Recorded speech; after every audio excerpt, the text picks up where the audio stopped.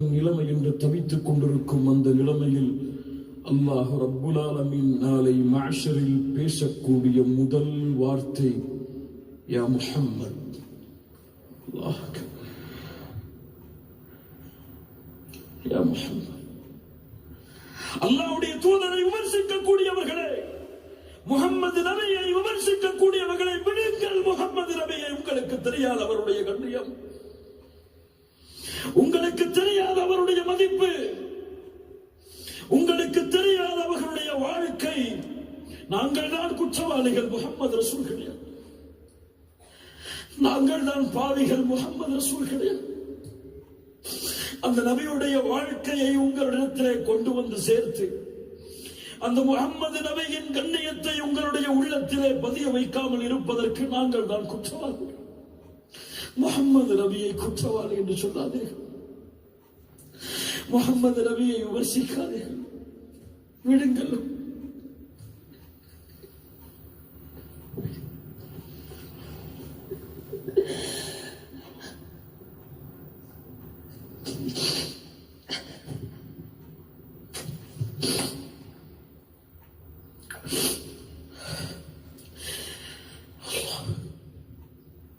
அந்த வார்த்தையை கேட்டவுடன், அல்லாஹ் அழைக்கக்கூடிய அந்த வார்த்தையை கேட்டவுடன், யா முஹம்மத் இர்ஃபா ரஅஸக் சல் துஅதா வஷ்ஃபா துஷஃபா. முஹம்மதே, தலையை உயர்த்துங்கள் ஸல்லல்லாஹு அலைஹி வஸல்லம்.